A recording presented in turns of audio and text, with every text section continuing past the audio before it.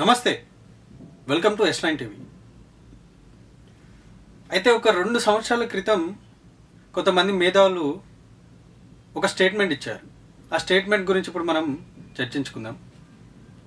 అయితే BRS party ఇక ఉండదు, కేసీఆర్ ఉండడు, కేటీఆర్ ఉండడు, ఇక కేసీఆర్ మొత్తం ఫామ్ హౌస్కే పరిమితం, కేటీఆర్ మళ్ళీ అమెరికాకు పోతాడు, గవే బాత్రూంలో అడుగుతాడు, ఇక అసలు బీఆర్ఎస్ అనేది తెలంగాణలో లేదు, ఉండదు అనే స్టేట్మెంట్. ఇది ఎప్పుడు? ఒక 2 సంవత్సరాల క్రితం. కరెక్ట్గా 2 సంవత్సరాల తర్వాత కట్ చేసి ఈరోజు కనుక మనం పరిస్థితులు చూసుకుంటే, అధికార పార్టీలో ఉన్న ఎమ్మెల్యేలు కావచ్చు, ఈ పార్టీ ఫిరాయించిన ఎమ్మెల్యేలు కావచ్చు, అయితే వాళ్ళను ఒక రూమ్లోకి తీసుకుపోయి వాళ్ళను లైట్లు బంద్ చేసి నీ గుండెమే చేయబెట్టుకొని ఒకసారి మాట్లాడు ఎమ్మెల్యే గారు అని అంటే, వాళ్ళ దగ్గర నుంచి వచ్చే అవుట్పుట్ ఏంటిదట అని అంటే, మేము ఈ పార్టీలో ఉండలేము, ఇక్కడ ఉన్నది ఒక్క సీఎం కాదు, ఇక్కడ ఉన్న ప్రతి ఒక్కరూ సీఎంఏ,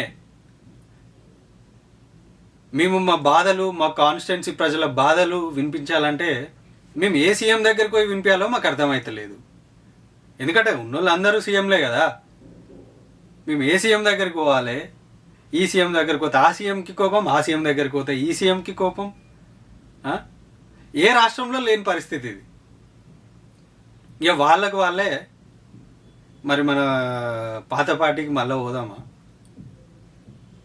అని ఒక చర్చ.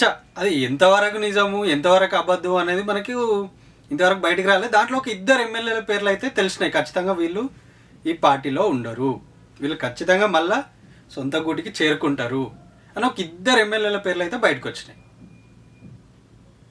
అయితే వీళ్ళు కేటీఆర్కి, కేసీఆర్కి దగ్గర సన్నిహితంగా ఎవరైతే ఉంటారో వాళ్ళని అప్రోచ్ అయ్యి మేము మళ్ళీ వస్తే బాగుంటుందేమో అని చిన్నగా హింట్ ఇస్తే, ఆ హింట్ వినకముందే కేటీఆర్, కేసీఆర్ దగ్గర నుంచి మేము మళ్ళీ మిమ్మల్ని తీసుకోము, మీ వల్లనే మా పార్టీ ఓడిపోయింది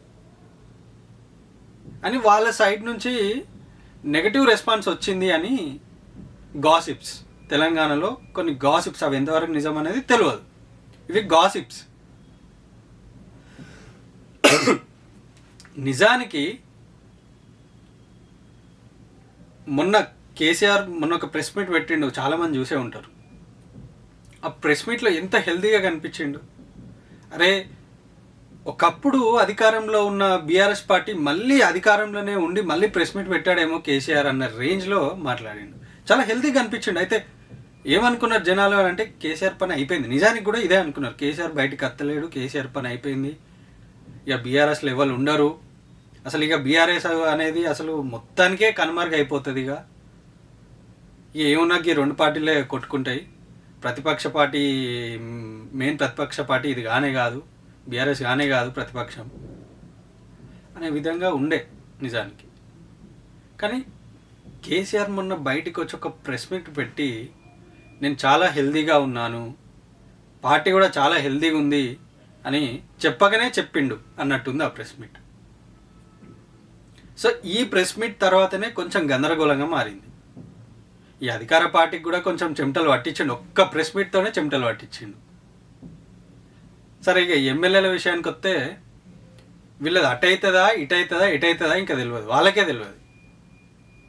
కానీ ఈ ఉన్న పార్టీలో మాత్రం అభివృద్ధి జరుగుతుందా, జరగదా, మా సమస్యలు మేము ఏ సీఎం దాకా తీసుకుపోవాలి, ఏ సీఎంకి చెప్పాలి అన్నట్టు ఉంది. సో అది ఇప్పుడున్న ప్రస్తుత పరిస్థితి. 2 సంవత్సరాల క్రితం రాజకీయం ఒకలాగుంది, 2 సంవత్సరాల తర్వాత రాజకీయం, ఈరోజు రాజకీయం ఒక రకంగా మారింది.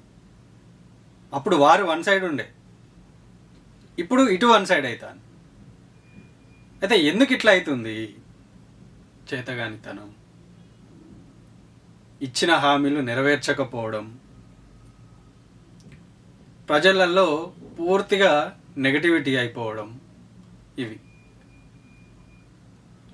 అయితే ఇంకొకటి చూసుకోవాల్సిన విషయం ఏంటంటే, అధికార పార్టీ కూడా చూసుకోవాల్సిన విషయం ఏంటి అని అంటే, ఏమైనా కొట్లాడుకుంటే లోపల కొట్లాడుకోవాలి, వాళ్ళకి వాళ్ళు బయటికి రానియద్దు, జనాల దాకా రానియద్దు. వచ్చిరంటే ఇక గిద్దే ఉంటుంది పరిస్థితి, జనాల దాకా వచ్చింది ఆ మ్యాటర్ అంటే గిట్లనే ఉంటుంది పరిస్థితి. ఈసారి జనాల దాకా రావడం కాదు, అధికార పార్టీలో ఉన్న ఎమ్మెల్యేలే అంటున్నారట. ఇది పరిస్థితి.